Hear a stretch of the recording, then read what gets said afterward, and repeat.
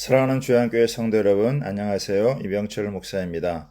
오늘도 늘 찬송하며 기도하면서 주님께 가까이 함으로 주님께서 우리의 힘이 되어주시는 은혜를 누리는 축복된 하루가 되길 바랍니다. 7월 13일 월요일 셀라이프는 축복에 응답하는 신앙이란 제목으로 본문은 신명기 28장 47절에서 57절까지 말씀입니다. 신명기 28장은 하나님의 말씀에 순종하는 자들에게는 삶의 모든 영역에서 광범위하게 축복이 주어지는 것에 대한 약속뿐만 아니라 하나님의 말씀에 불순종하며 살아갈 때 주어지는 저주에 대해서 5배나 더 말씀하고 있습니다. 특히 이스라엘 백성들이 가나안 땅에 들어가서 하나님의 복을 받아 삶의 모든 부분에서 풍성하게 되었을 때 어떻게 해야 할 것인지를 미리 말씀해 주고 있습니다.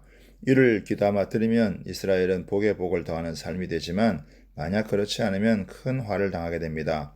오늘 본문의 말씀을 통해서 2가지를 살펴보고자 합니다.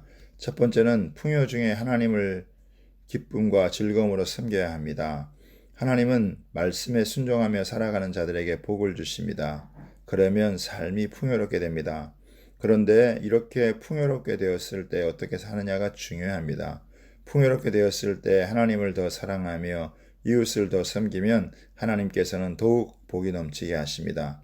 하나님의 말씀을 들으면서 이스라엘 백성들은 축복에 응답하는 신앙생활을 미리 준비해야 합니다. 성공하고 부자가 되고 출세하기 전에 그 후에 어떻게 살 것인지를 미리 배우지 않으면 성공하고 부자가 되고 출세한 후에 다 잃어버릴 수 있습니다.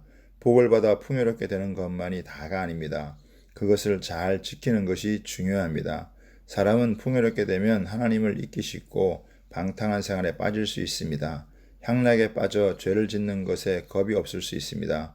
그러므로 축복과 경고의 말씀을 미리 배우는 것은 너무나 중요합니다. 2번째로는 풍요롭게 되었을 때 하나님을 섬기는 것을 저버리면 큰 화를 당하게 됩니다. 모든 것이 잘되고 형통하고 풍요로울 때에 하나님을 기쁨과 즐거움으로 섬기지 않으면 결국 줄이고 목마르고 헐벗게 됩니다. 그러나 여기서 끝나지 않습니다. 적군이 쳐들어와서 그들을 노예로 삼고 철멍에를 목에 메우게 됩니다. 이는 매우 무겁고도 견고한 속박으로 큰 고통을 안겨주는 것을 의미합니다. 이 적군은 생각지 못한 곳에서 한순간에 독수리가 날아오듯 날아와 덮칩니다.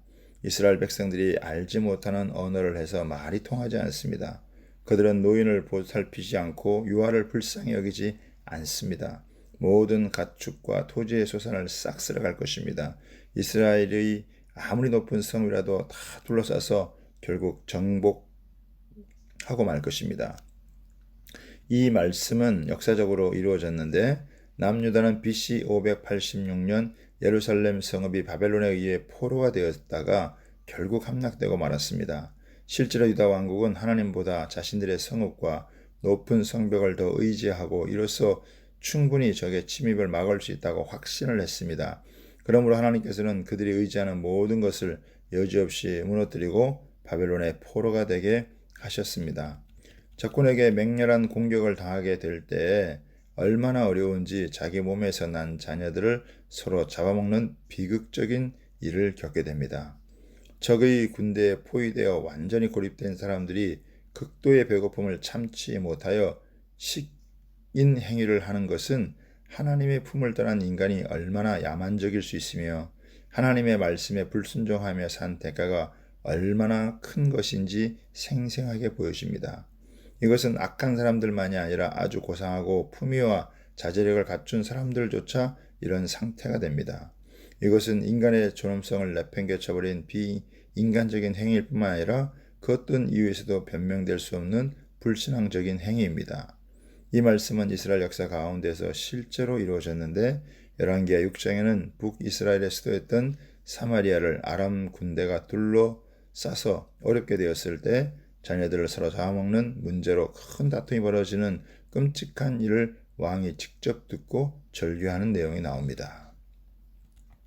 하나님께서 이스라엘 백성들에게 이런 끔찍한 저주의 말씀을 알려주시는 것은 이런 저주를 피하게 하기 위한 하나님의 애정 때문입니다.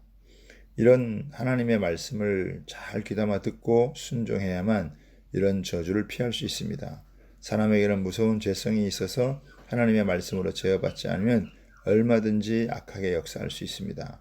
하나님의 말씀을 배우고 익혀서 풍성하게 되는 축복의 때에 더욱 하나님을 기쁨과 즐거운 마음으로 섬기는 믿음의 사람들이 되길 바랍니다. 감사합니다.